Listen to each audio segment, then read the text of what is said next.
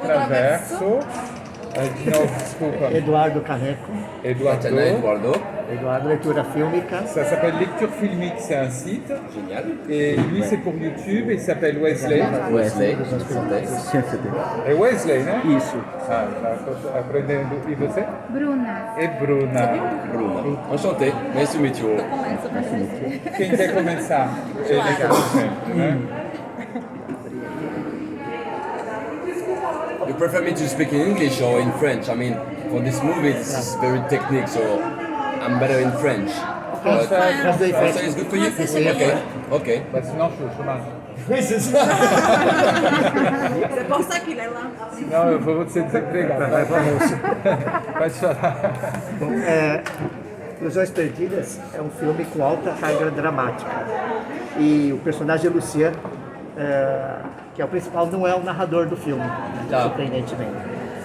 A gente não ouve os pensamentos dele, o que ele sente, ele como ator tem que expressar, transmitir pelas expressões faciais e corporais, principalmente numa cena em que o Lucien, que é o personagem, parece flutuar no ar deitado, quando ele está lá se sentindo embriagado pelo sucesso. É uma cena muito bonita. Como foi filmar essa cena e transmitir toda essa emoção sem ser o narrador do filme? Il a trouvé très intéressant dans Illusion perdue que ton personnage Lucien, en fait, n'est pas le narrateur du film, c'est un autre narrateur. Et il imagine que pour toi, ça a dû être plus compliqué peut-être de transmettre les sentiments, puisque normalement, le personnage principal est le narrateur, donc on capte les émotions aussi à travers la voix du narrateur. Donc ça a dû te demander encore plus d'expression faciale, il pense, notamment dans une scène qu'il a adorée quand Lucien, on a l'impression qu'il flotte un petit peu et qu'il est enivré par son succès et qu'il l'a vraiment captivé. Et donc comment ça s'est passé cette question du narrateur et de pouvoir transmettre ses émotions sans que ça soit ta voix? Moi, j'ai préféré qu'il y ait une narration. Comme dans le roman de Balzac, finalement, Lucien, mon personnage, Balzac, le narrateur, du coup, parle de lui à la troisième personne. Et du coup, nous, en tant que lecteurs, on est malgré tout émus par Lucien. Donc je préférais, au contraire, d'être entre guillemets annoncé. Je trouve ça hyper excitant de me dire, si quelque chose manque dans mon jeu, on le rajoutera en voix off. Finalement, c'est comme une tricherie. Finalement. Non, je trouve ça même plus facile de jouer avec une voix off que sans, finalement. Ele encara de uma forma totalmente diferente. Ele preferiu, ele achou ótimo isso acontecer. Porque o Balzac escreveu o livro, né, o Illusion perdue, como narrador e usando uma terceira pessoa. Então, para ele, é como se ele fosse anunciado, de certa forma. E para ele, a voz off é um suporte até. Porque ele fala, até um truque, né? Se eu não conseguir passar uma emoção, a voz off vai falar. Eu vou pela pergunta comum, assim, que acaba todo mundo fazendo, porque, enfim, ainda não tive oportunidade de assistir. Queria que ele falasse um pouco do trabalho, né? De fazer a construção do Lucien, um poeta do século XIX, que, muito embora a gente possa falar de um tempo muito remoto, acho que os problemas humanos são sempre os mesmos, né? Então eu queria que ele falasse um pouco dessa construção. Je voudrais savoir un peu comment tu as construit le personnage, en sachant que c'était dans le 19e siècle, mais que malgré tout, les questions humaines sont un peu toujours les mêmes. D'un point de vue déjà physique, très rapidement, je suis allé voir le costumier et je lui ai demandé Je trouve déjà, pour répondre plus largement à la question, je trouve qu'un acteur doit être technique. Moi, je travaille vachement avec l'équipe technique, avec le costume, la coiffure, le maquillage. C'est un travail finalement collectif. Plus ils travaillent mieux je joue, et mieux je joue, mieux sera récompensé leur travail. Donc c'est vraiment du donnant-donnant que j'adore. Et là, pour ce film, le costume, très rapidement, Pierre-Jean Larocque, qui est un grand chef costumier en France, qui a gagné quand même 4-5 Césars, je crois, qui a raison d'en gagner un autre,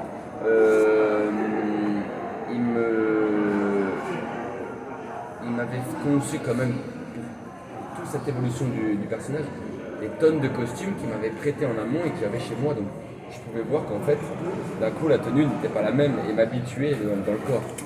Et sinon, pour les expressions de visage dont vous parliez tout à l'heure, je me souviens avoir passé beaucoup de temps au Petit Palais où il y avait une exposition sur le romantisme et d'avoir essayé d'observer ces jeunes garçons un peu prépubères de 17-18 ans et qui, dans les yeux, on voit qu'ils sont pleins d'assurance mais doutent énormément. Et je voulais ça absolument, je voulais de la part de mon personnage quelque chose voilà, où on se dit il a confiance en lui et en même temps pas du tout, il va se faire broyer par le monde. Et après la plus grande chose, c'est d'avoir joué avec tous ces autres comédiens. Je veux dire, c'était la plus belle des écoles. Depardieu, Cécile de France, Xavier Dolan, Vincent Lacoste. C'est eux qui me donnaient tellement de diversité dans leur jeu que moi, juste en étant à l'écoute de chacun d'eux, je bougeais forcément d'espace, donc le rôle évolue aussi. Ele é um ator muito técnico, né? E ele acha muito importante ele estar próxima da equipe técnica, né? Do pessoal que faz as roupas, que faz a maquiagem, né? É muito importante que haja uma troca entre eles. Então, ele teve uma relação, por exemplo, um recompensa o outro. Se o trabalho deles é bem feito, ele vai ser melhor como ator e aí os trabalhos técnicos também vão ser melhor recompensados. Por exemplo, o Jean-Pierre Larocque, que é um grande, né, pessoa que faz as roupas dos figurinos, é um grande figurinista francês, já ganhou 4 ou 5 César, ele desconfia que vai ganhar mais um.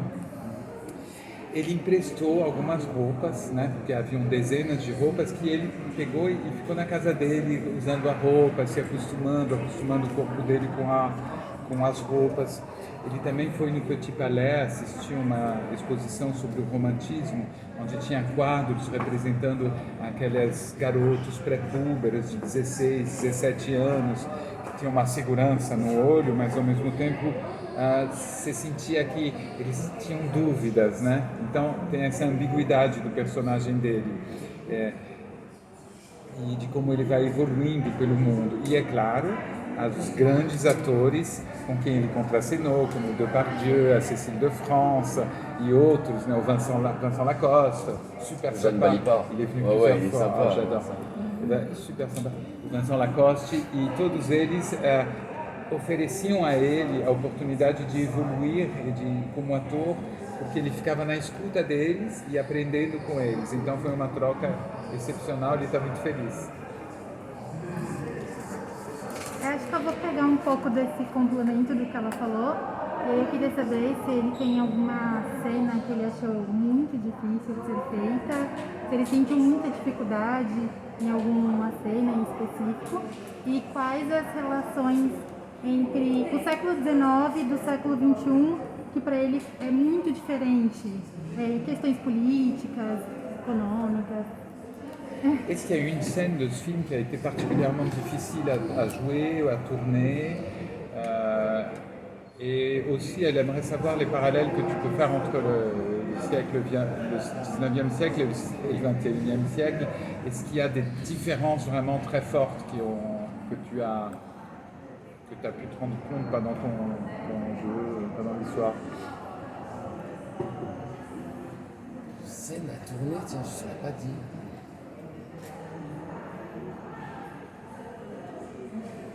Les scènes avec Gérard, bah oui. Les scènes avec Depardieu, c'est quoi? C'est un bon non. Génial. Les scènes avec merci. Les scènes avec Depardieu parce que il arrive avec une telle énergie que pour être vraiment dedans, pour être vraiment avec lui, il faut être à la fois très concentré et très disponible, ce qui est complètement contradictoire. Donc du coup, ça demande une énergie, une canalisation folle. Mais en même temps, c'était mes scènes préférées. J'avais déjà tourné avec Gérard et je l'aime beaucoup, donc du coup c'était très facile. Mais en même temps très dur, quoi, voilà. Et sinon, ce qui est fou, moi c'est ça que j'adore dans le film de Giannelli, et qui est vraiment ça pour le coup dans le livre de Balzac, c'est de se dire, c'est étonnant à quel point les mœurs sont évoluées, mais pas tellement les comportements, c'est-à-dire l'envie du profit, la monnaie, l'idée de succès à travers les autres plutôt qu'à travers soi-même. Tout ça, c'est là depuis l'époque de Balzac, même sûrement avant, et ça l'est encore. Et on se dit tiens, il y a eu tellement d'évolution en 200 ans, le progrès technique a tellement bougé, mais ça se ressemble quand même vachement, même si ce ne sont pas les mêmes sociétés, ce sont les mêmes hiérarchies qui règnent. Cenas difíceis, a priori não lembrou, mas depois ele pensou bem, e ele falou que foi as cenas com Depardieu. Porque o Depardieu ele chega com uma energia tão forte que você tem que estar ao mesmo tempo concentrado e ao mesmo tempo disponível. Isso é meio contraditório e é muito difícil, precisa ter uma concentração muito forte. Então, ao mesmo tempo, eram cenas que ele adorou fazer, que ele preferiu fazer, mas exigiram muita energia. E o que é uma loucura nesse filme do Giannoli é como os hábitos mudaram, realmente evoluíram, as tecnologias, grandes invenções, né? Mas tem uma coisa que não montou, a vontade de fazer sucesso, muitas vezes pisando nos outros. T'as pas les cheveux? Ça va? Oula, não, c'est bom. Pisando às vezes nos outros, né? E apesar de... Je ferai des phrases plus courtes. Não, c'est bom, porque eu noto. E apesar de tantas evoluções, o ser humano continua um tanto medíocre para algumas coisas, né? Bom, gostaria de perguntar sobre os amores do personagem. Ele tenta seguir um amor proibido, né, numa mulher no qual ele não pode ter, e até o amor mesmo pela poesia. Fala um pouco sobre esses dois amores do personagem. Est-ce que tu peux parler un peu des deux grands amours du personnage, l'amour de la poésie et cet amour pour cette femme qui est interdit? Até mesmo a ambiguidade, a contradição, porque seguir um caminho... Contradiction entre suivre un chemin. Isso por querer seguir o amor proibido, mas ter que seguir a poesia e no final das contas não conseguir nenhum outro. Les contradictions de ces amours un peu interdits, de devoir suivre un chemin ou un autre, suivre son amour ou pas. Parlons d'abord de la poésie. Je crois que c'est le plus beau, c'est-à-dire que c'est tellement dommage que ce jeune garçon rempli de poésie veuille se conformer au monde pour que sa poésie éclose. Justement, je crois que la poésie, elle naît à partir du moment où on se comprend soi-même et on arrive à se découvrir. Et que les autres en profiteront, mais que c'est à aucun moment dû aux autres. Et lui rentre absolument dans le jeu des faux semblants et des codes qu'il ne devrait pas faire. On ne badine pas avec la poésie. Et les femmes, c'est très étonnant parce que c'est encore une fois une question de convenance. Lui est pris d'une femme beaucoup plus âgée, mais la société ne veut pas le voir et c'est aussi une des raisons pour laquelle il quitte Paris.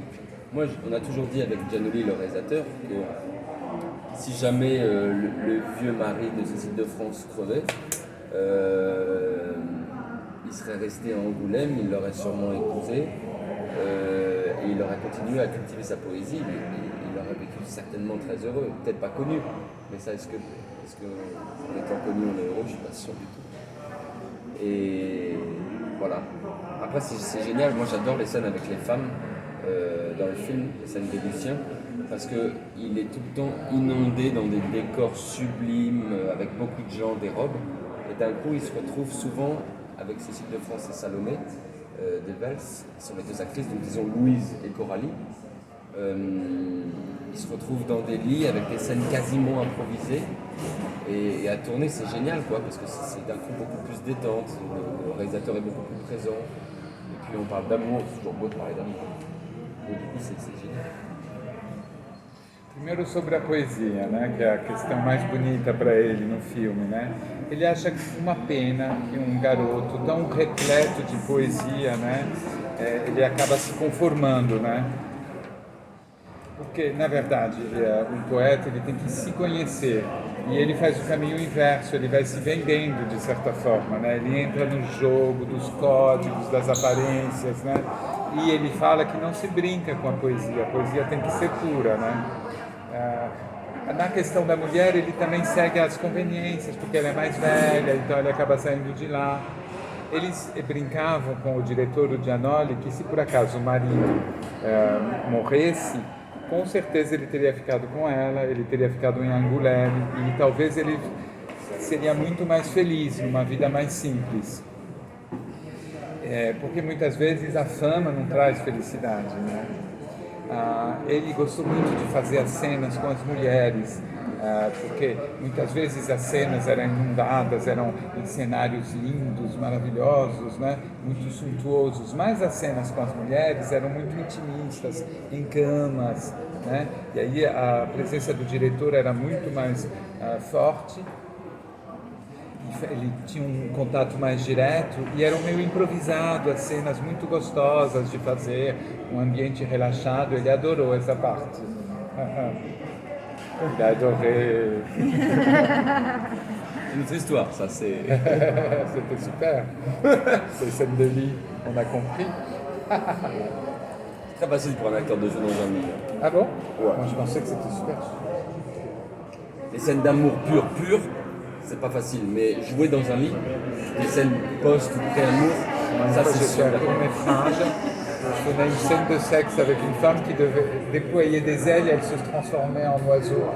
C'était Tout à fait normal, et il y comme avait tous les un- matins. et il y avait un type avec un arrosoir qui nous arrosait. C'était vraiment le truc à deux balles, tu vois, qui n'est jamais sorti. Et je me rappelle que j'avais eu honte de le faire. Qualquer grossa, desculpa. Eu assisti o filme numa sessão para a imprensa, né, junto com outros colegas que eram críticos de filme. Então o tema da imprensa saltou muito para a gente, né? Se divertiram bastante vendo aquela imprensa manipuladora no filme Ilusões Perdidas. Eu queria que você me falasse como ele vê essa imprensa tendenciosa, se ele ainda vê isso existindo ainda hoje, e até o tema das fake news, que é muito atual hoje, né? Acontece muito. Se ele vê alguma relação, se evoluiu ou não. Bon, le thème donc, des journalistes qui étaient vraiment plein de faux fuyants, corrompus, manipulateurs de l'époque. Est-ce que tu penses que ça existe encore aujourd'hui, comme on voit dans les fake news Est-ce que la presse est encore corrompue et manipulatrice de nos jours? Peut-être pas autant, mais différemment. Justement, les mœurs ont évolué, mais pas les comportements. Je ne crois pas que ça soit aussi violent que la mafia dans laquelle c'était à ce moment-là. Et tout ce qui est dit est vrai, d'ailleurs. C'est ça qui est beau, c'est historique. Et tu pouvais vraiment payer pour être le plus récompensé, quoi, le plus élogié. Mais aujourd'hui, malgré tout, il reste quand même des choses. C'est dramatique que ce soit toujours la polémique qui gagne. Toujours celui qui parle plus fort qui a raison. On le voit sur les plateaux télé, je ne sais pas comment ça se passe ici pour vous au Brésil, mais en France c'est ça. C'est ça. La polémique qui gagnera toujours. La fausse information, qu'elle soit mentie ou démentie, ça fait deux informations, tu dis dans le film.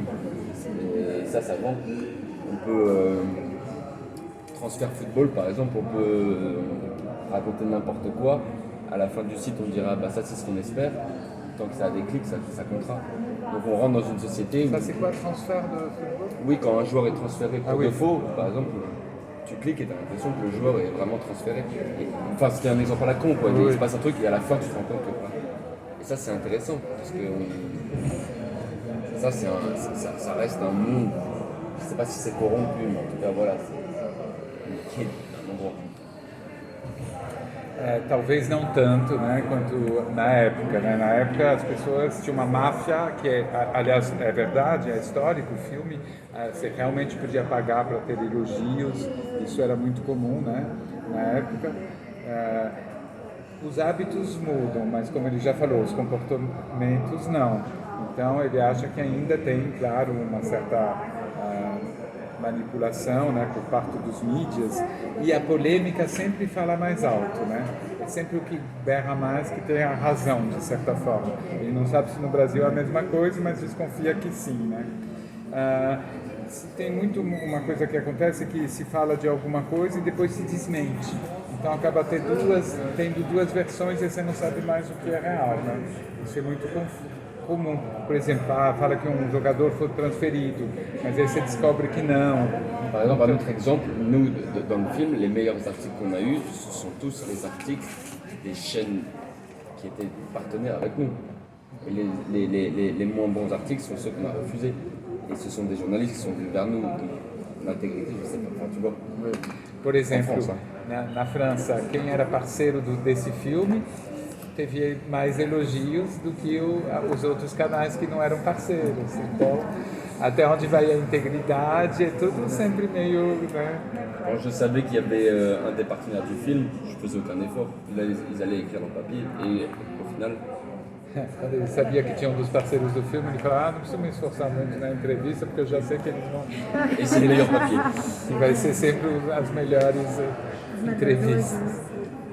E talvez por isso seja um tema recorrente em filmes, né? Porque ele está sempre ali espelhando o que a gente está vivendo nesse momento, embora ambientado em séculos Oui, passados. même si ça a été fait dans d'autres siècles, on sent que c'est quand même très actuel. Hein, Ouais, ouais. et qu'on continue à vivre ça tous les jours. Ben, cette question-là, Xavier Giannoli, il resterait une demi-heure avec nous. Là, c'est un peu décevant d'avoir l'acteur parce que forcément, il a réfléchi 25 ans sur ce film. Moi, j'ai réfléchi 4 mois sur ce film. Et à savoir comment on joue et pas à savoir ce que je vais dire. Donc, du coup, lui sur cette question, c'est dommage qu'il soit pas là. Ele fala que pena que o Giannoli não está aí para responder sobre essa pergunta, porque ele pensou anos para fazer esse filme, ele pensou 4 meses, então ele não tem o mesmo conteúdo para contar para vocês. Não, mas já Brasil tá ótimo. diferente, né? Tudo bem, gente? Tudo bem? Obrigado, obrigado.